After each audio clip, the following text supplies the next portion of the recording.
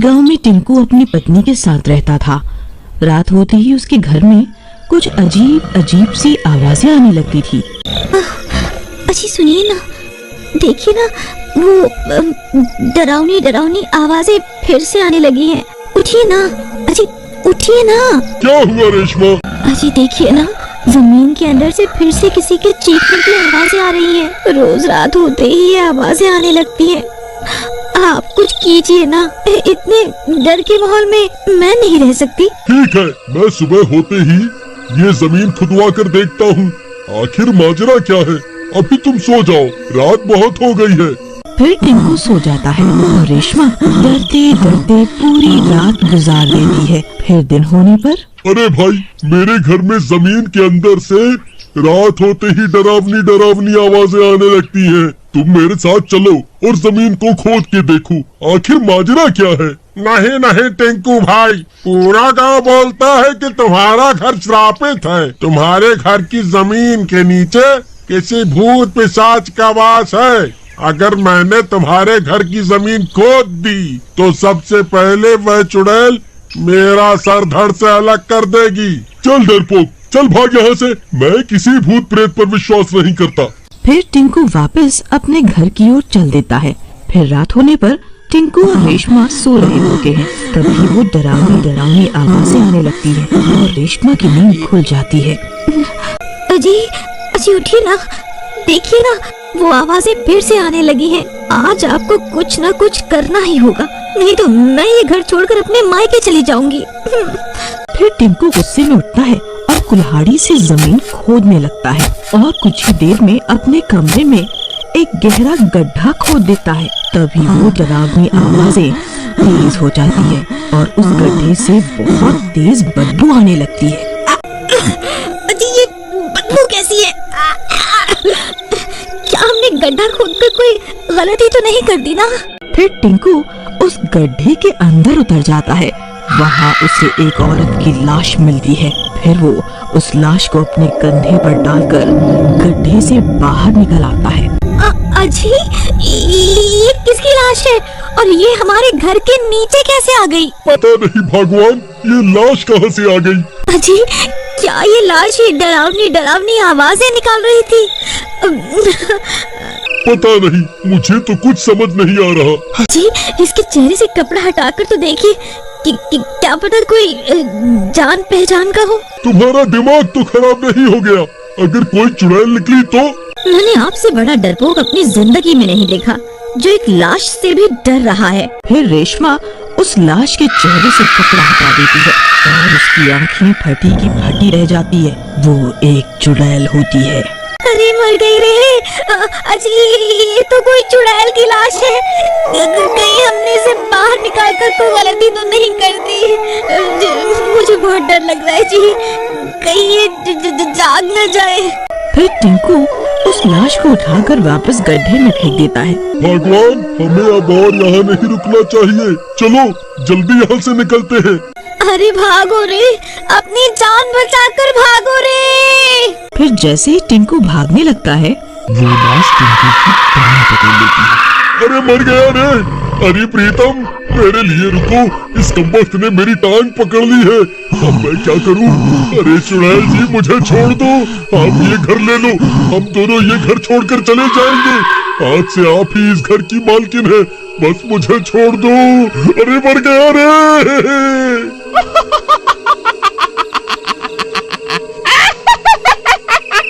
इतने सालों के बाद कोई इंसान मेरे हाथ आया है, ऐसे कैसे छोड़ दूं? फिर वो चुड़ैल टिंकू की टांग को काट खाती है। अरे मर गया रे। हाय रे, ये दास मिठी चुड़ैल ने तो मेरी टांग पर काट लिया। अरे कमबख्त, ये तूने क्या कर दिया? मेरी टांग ही चबा डाली। कम से कम अब तो मुझे छोड़ दे। वहीं दूसरी तरफ रेशमा भागती हुई जाती है और कुछ लोगों से मदद मांगती है। भाई साहब मेरी मदद करो, मेरे पति को चुड़ैल ने पकड़ लिया है। आप लोग जल्दी से मेरे साथ चलो, चलो। फिर कुछ गांव वाले रेशमा के साथ उसके घर आते हैं और वो लोग खिड़की से झांक कर देखते हैं कि उनकी आंखें फटी की फटी रह जाती हैं। अरे ये कहा भाई, ये तो कोई चुड़ैल है। अरे बहन, ये चुड़ैल तुम्हारे घर कहाँ से आ गई? भाई साहब, ये कमबख्त चुड़ैल बहुत सालों से हमारे घर के नीचे ही रह रही थी। हमने जैसे ही अपने घर के जमीन की खुदाई की तो ये कमबख्त जमीन से बाहर निकल आई। अरे नास बिटो, बाहर खड़े होकर बातें ही करते रहोगे या मेरी मदद भी करोगे? हाय रे, ये चुड़ैल तो मेरी टांग छोड़ ही नहीं रही। अरे मर गया रे। अरे बिरजू भाई, वह देखो, इस चुड़ैल ने तो टिंकू भाई की टांग को काट खाया है। अब ये भी भूत बन जाएंगे। टिंकू भाई, इस चुड़ैल ने तो तुम्हारी टांग पर काट लिया है। अब तुम्हें अपनी जान बचाने के लिए अपनी टांग को शरीर से अलग करना ही होगा, नहीं तो इसका जहर तुम्हारे पूरे शरीर में फैल जाएगा और तुम भी इसके जैसे बन जाओगे। अरे मर गया रे। नहीं भाई नहीं, मैं अपनी टांग को नहीं काट सकता। ठीक है भाई, फिर तुम भी इसकी तरह भूत बनने को तैयार हो जाओ। अरे भाई साहब, ये आप कैसी बातें कर रहे हैं? अगर ये भूत बन गए तो मेरा क्या होगा? जी, आप अपनी एक टांग काटकर खुद को इसके चंगुल से आजाद क्यों नहीं करवा लेते जी? मैं एक लूल्हे के साथ तो जिंदगी बिता सकती हूँ, लेकिन अगर आप भूत बन गए तो मेरा क्या होगा? बिरजू भाई, हमें इस घर को आग के हवाले करना ही होगा। अगर ये चुड़ैल आजाद हो गई तो पूरे गांव में कोई जिंदा नहीं बचेगा। तुम ठीक कहते हो भाई, हमें इस घर को आग के हवाले करना ही होगा। अरे नास बेटो, ये कैसी तरकीब बना रहे हो? मेरा ख्याल तो करो। इस चुड़ैल के साथ साथ मैं भी जल के राख हो जाऊंगा। देखो टिंकू भाई, तुम्हारे पास एक आखिरी मौका है। जल्दी से अपनी टांग काट कर इस चुड़ैल से अपना पीछा छुड़ा लो, नहीं तो हम इस घर को आग के हवाले कर रहे हैं। हे भगवान, अब मैं क्या करूं? तभी रेशमा पड़ोस के घर जाती है और एक बड़ा सा चाकू उठाकर ले आती है। अजी, ये लीजिए, इससे अपनी टांग को अलग कर दीजिए और जल्दी से बाहर आ जाइए। फिर रेशमा उस चाकू को टिंकू की तरफ फेंक देती है। फिर टिंकू उस चाकू को उठा लेता है। हे भगवान, अब क्या करूं? जो होगा देखा जाएगा।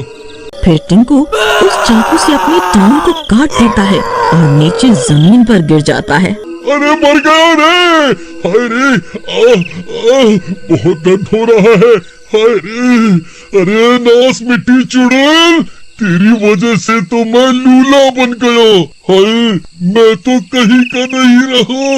अरे मर गया रे। उसकी एक टांग चुड़ैल के हाथ में रह जाती है। बहुत स्वादिष्ट है, आज तो मजा ही आ गया।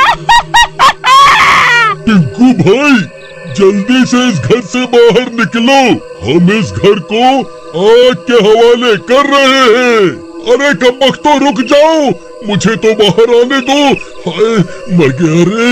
हाय, फिर टिंकू जैसे तैसे लंगड़ाता हुआ घर से बाहर निकल जाता है। उसके बाहर निकलते ही गांव वाले घर को आग के हवाले कर देते हैं। हाय हाय, मर गई। गाँव वालों, तुमने क्या कर दिया? मैं किसी को नहीं छोड़ूंगी, किसी को नहीं बख्शूंगी मैं। फिर देखते ही देखते पूरा घर जलकर राख हो जाता है।